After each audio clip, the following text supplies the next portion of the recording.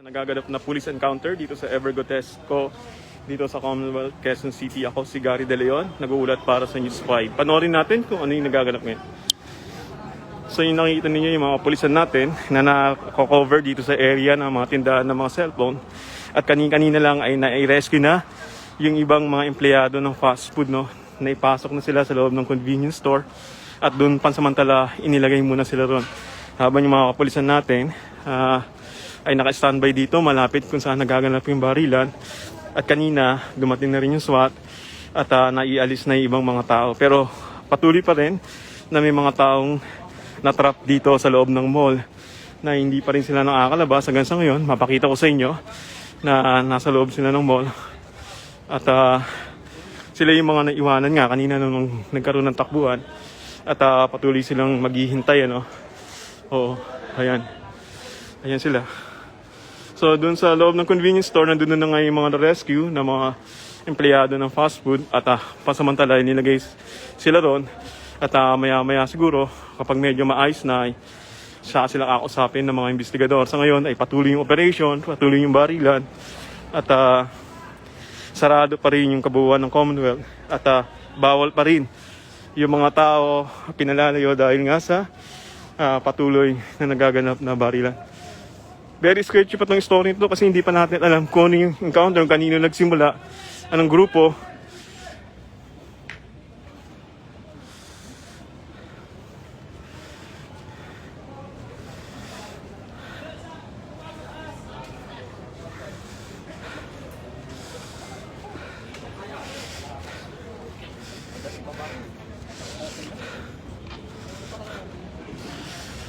So, ayun.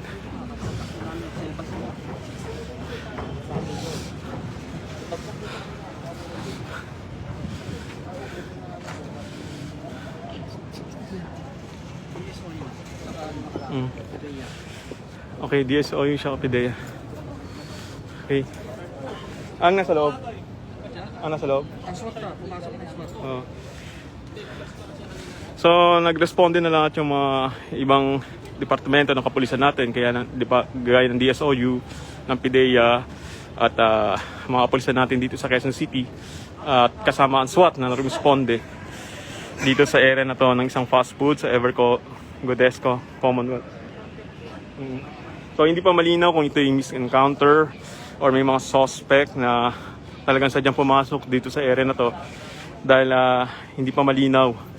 Sa ngayon ay patuloy kasi yung police operation na nagaganap dito sa Evergotesco, Commonwealth.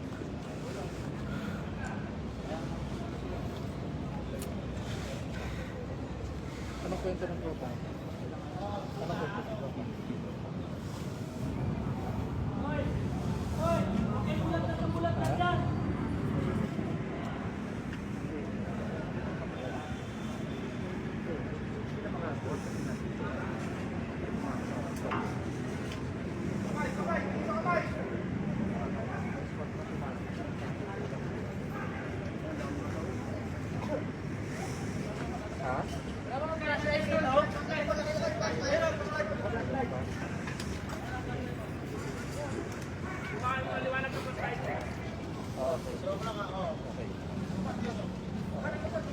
Hindi, andito pa rin DSOU, pare. Mukhang DSOU na pare. Mukhang DSOU. Mukhang sumatrabaho yung DSOU. Ayun.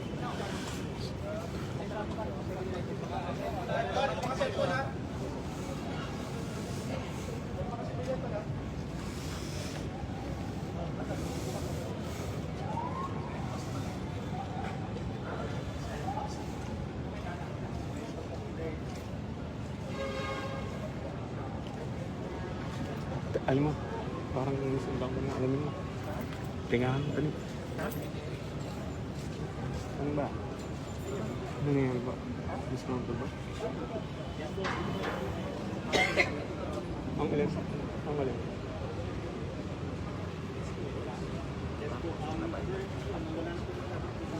Oo.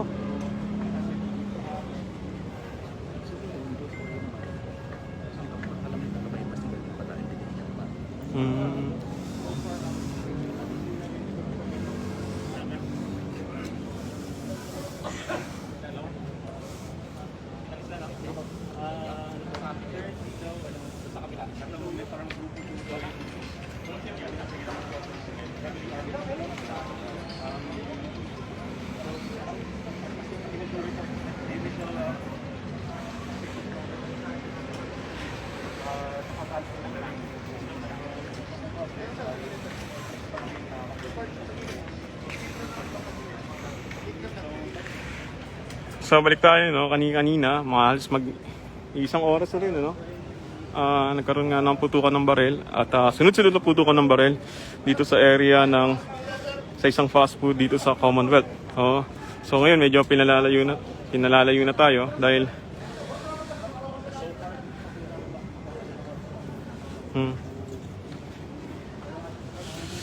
layo daw tayo?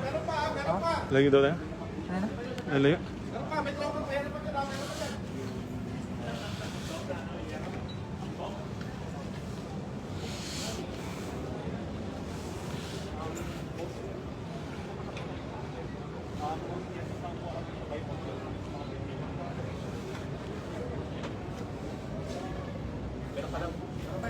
Tol, dito muna kayo tol ha. Ganun pa yan ha.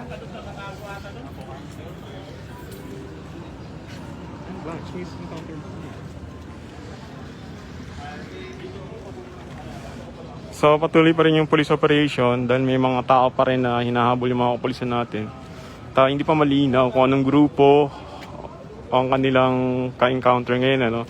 May mga nagsasabi na miss-encounter to sa pagitan ng PIDEA at ng QC Police. Ano? Pero very sketchy pa, hindi pa malinaw kung bakit nagkaganon, kung miss-encounter nga ito. Pero wala pa tayo nakita ni isa sa mga suspect na na-recover, including kung may bangkay nga. Kaya patuloy pa rin tayo magbabantay. Malapit na tayo sa area mismo ng fast food dito sa Ever Commonwealth. Ito na yung pinaka-area. At patuloy pa rin yung operation ng mga kapulisan natin dito sa area na to. No? Kani-kanina nga lang, ulitin ko, ay na-rescue na yung mga tauhan ng fast food na McDonald's at naipasok na sila sa isang convenience store. Sila yung mga na-trap nung naganap nga yung encounter kani-kanina lamang.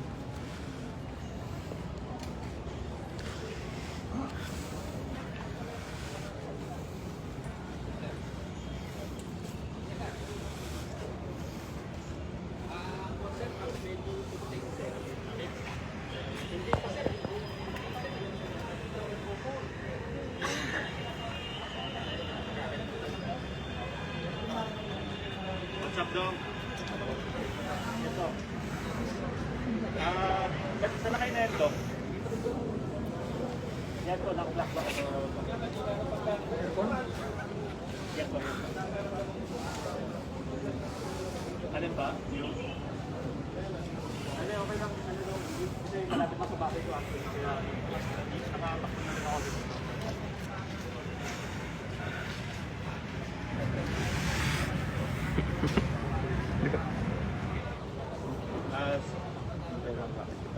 Tanong na lang kung ano kung dyan si Arvin.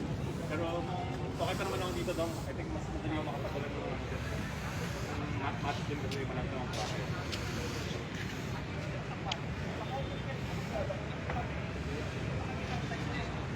Sige lang. Ano lang, ingat. Ano lang, napaka-try nyo po sa 30 kasi cold po yung traffic. So I think medyo advice ko rin kung kaya nyo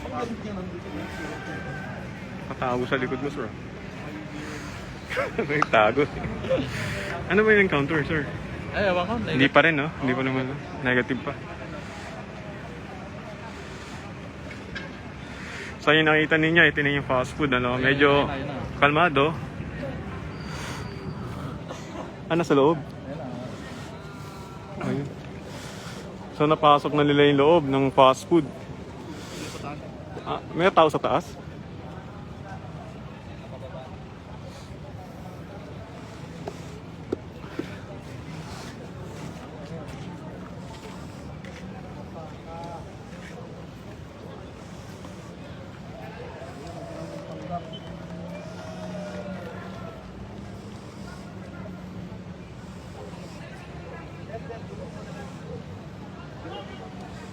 Meron pang ano sa loob, sir. Huwag mo na kayo dyan, sir.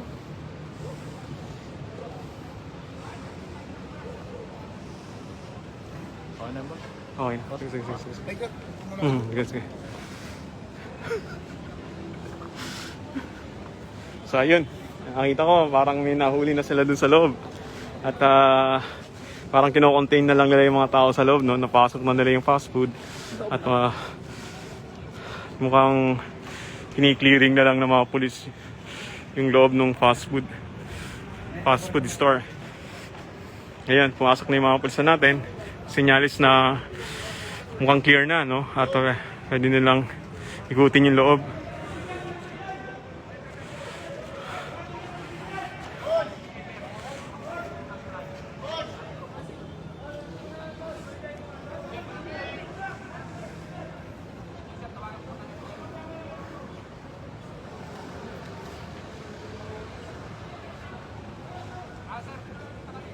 Ready? Bien kasi.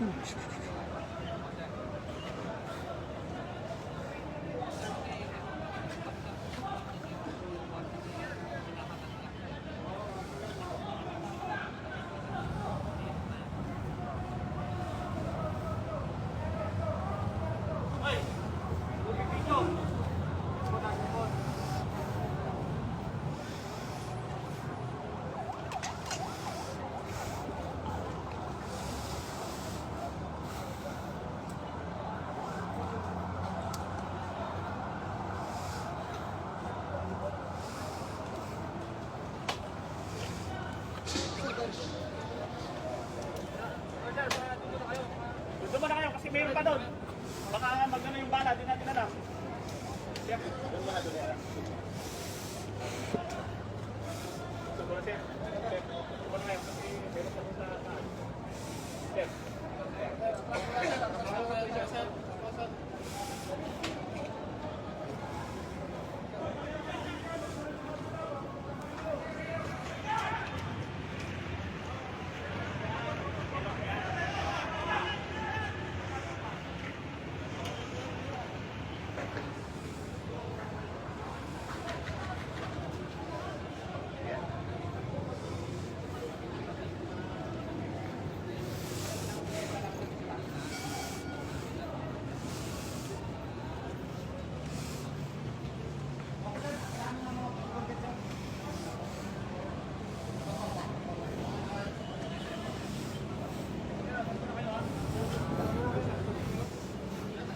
Tayo sir, atras. Udok lang po daw.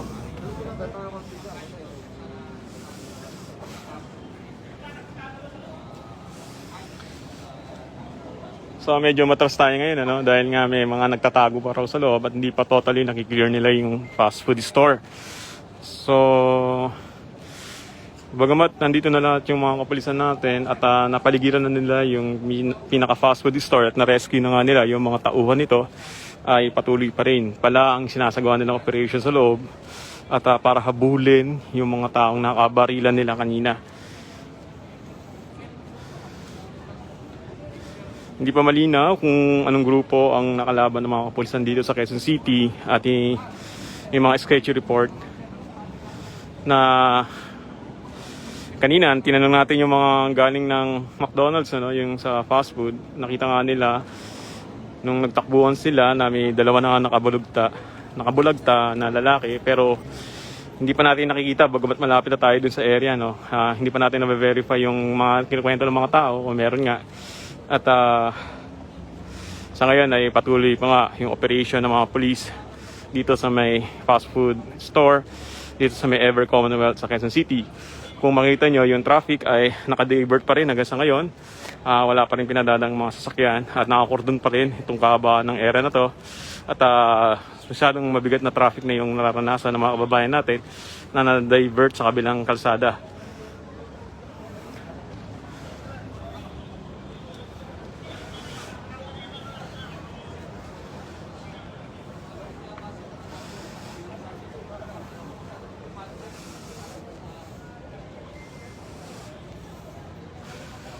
Ganap na alas 6 kanina nang makarinig tayo na sunod-sunod na putok ng baril galing sa mga mataas na uri ng armas dahil magkakasunod ang putok ng baril at rumusponde yung mga pulis. So yun, pinaalis na tayo dahil bawal na raw ang media rito. Sige. Okay. So alis na tayo at pinagbabawal na nila yung coverage dito sa area na to. So, sige. Pero, may mga tao. Pare, dalawa pa tayo. Dalawa pa tayo sa PIDEA. Oo. Labas mo na, labas. So, very sketchy ito, no? Kasi sinasabi ito ay misencounter ng bypass operation between the PIDEA and the ang grupo? PIDEA, DSOU. DSOU ng Quezon City, no? Pero hindi pa malinaw kung yun nga yung dalawang grupo, mga bagong grupo na nagka-misencounter, no? Supposed to be dapat drug operation pala, pero dahil bagong grupo ng PIDEA, o hindi yata sila na tumimbre sa mga kapulisan, ano? Oo. So hindi pa klaro sa ngayon kung sila nga yung nagka-encounter. Dahil nga sa kiniklear pa ng mga kapulisan at may mga nakatago pa dun sa gusali. Kaya, so everybody dito dun sa area is suspected nila, no? Na suspect. Kasi nga, kailangan identify lahat ng mga tao doon, especially yung mga na-hold doon nung nagkatakbuhan kanina, kung sino ang suspect at kung sino yung armed group. Kaya medyo matagal yung proseso at iniisa-isa nila yung mga taong nire-rescue nila, kinukuha na ng ID, na-identify bago dinadala doon sa convenience store para sa safekeeping. Sa ngayon makita niyo yung mga kababayan natin, medyo dumami na nga, pumapal na yung tao dito sa area ng Commonwealth na nag-uusyo. So ang karamihan ng mga nandito ay galing dyan sa loob ng mall na nagtakbuhan kanina nung magkaroon nga ng putukan ng baril.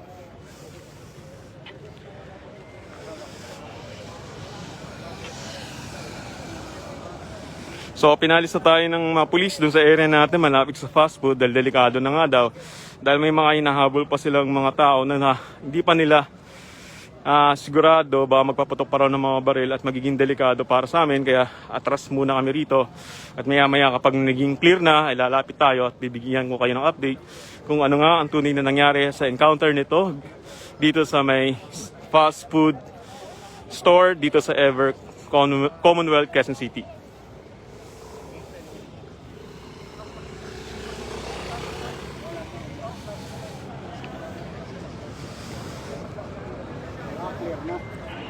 Di ba? Nakaka-rescue pa lang nung mga empleyado ng McDo. Pero meron pang mga tao, sir. Dami. Pati mga kalaban meron mo rin. Yata. So ayun, ginagawa pa rin yung rescue operation. Isa-isa pa rin tinatanggal yung mga tao doon sa area ng encounter site dahil maraming ngang natrap, ano? At isa-isa yan ng mga kapulisan natin, ina-identify kung sila nga yung target na suspect or mga ordinaryong namimili lamang dito sa Ever na nadamay at nagtago during encounter. So yung mga kababayan natin, medyo syempre napadayo na rito at na-puzzle sila kung ano nga yung nagaganap. Kanina nga lang bago mag 6 o'clock ay sunod-sunod na putok ng baril na narinig dito sa mall ng Ever Godesco sa Commonwealth. Tapos nang i-verify natin, nangyayari pala ang encounter sa may fast food restaurant dito sa malapit sa entrada ng Ever Godesco at armed group ang pumasok at nagkaroon nga ng barilan.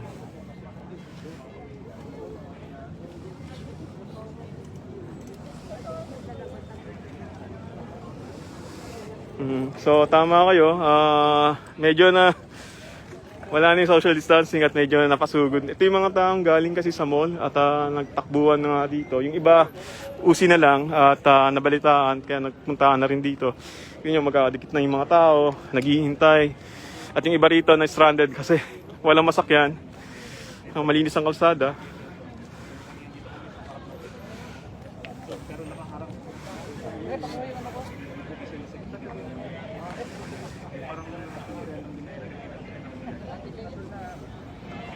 So ninyo natin, kinaklarify pa, no, kung misencounter nga ito ng dalawang ahensya ng ating kapulisan, ano, dahil sa isang bypass operation. Hindi pa malinaw.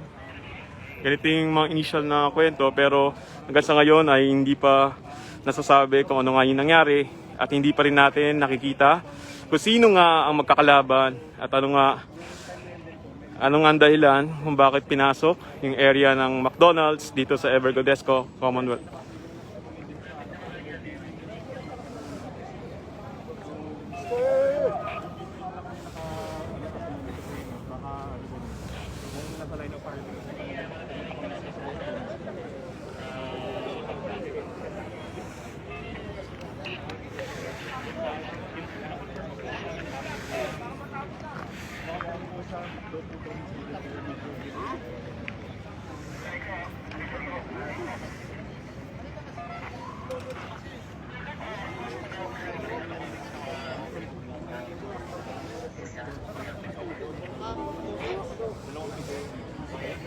sabi daw, yun yung ano. Yung kinukuha ng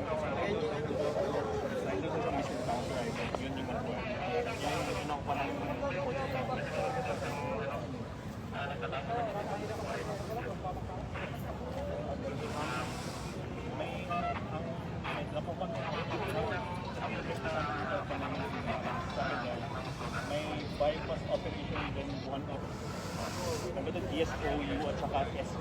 DSOU doon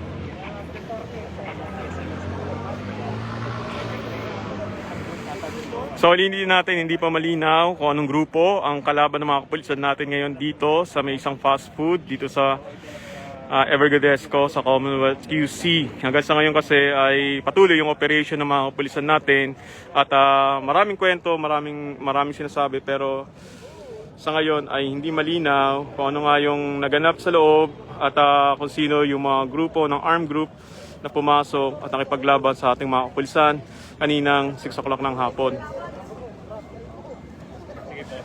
Sa ngayon, kontrolado na yung sitwasyon at hindi na tayo nakakarinig ng mga putok ng baril.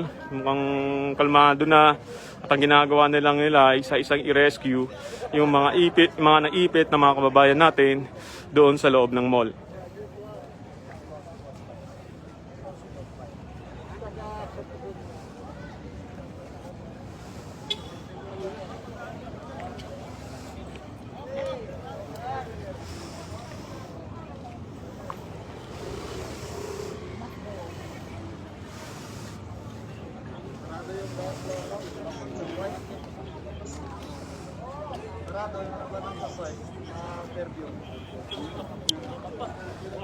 Yan muna ang latest reporting live para sa News 5. Ako si Gary De Leon.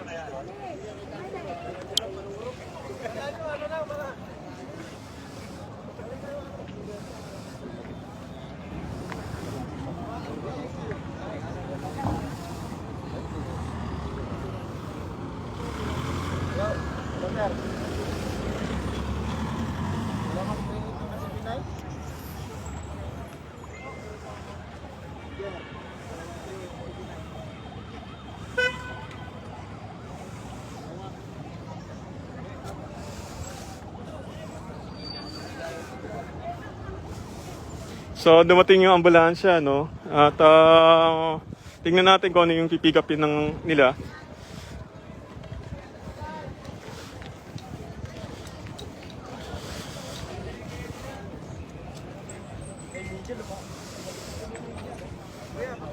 kanina, wala na, tapos na. Sinuno. Wala, ako na paraan dito. Pag dumako, tutukan. Hindi, wala ako kasi kinarking ko pa yung motor ko eh. Sabi nyo naputukan.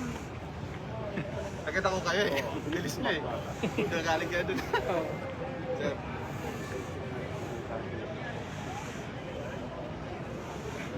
May mobile namin tayo sa traffic.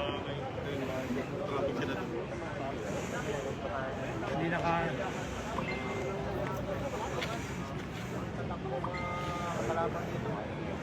Alam ko, munta na kayo ito kanina eh. Malaki ako. Ayaw mo palapit. Ayaw palapit din yan.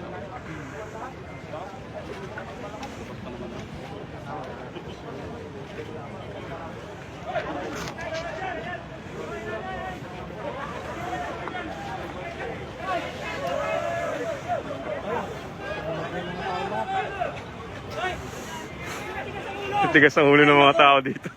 Tigas ng ulo nyo naman eh, lumapit pa kayo. Doon kayo. Doon na po kayo, doon na po. Tagalog naman po yung sinasabi, doon po kayo.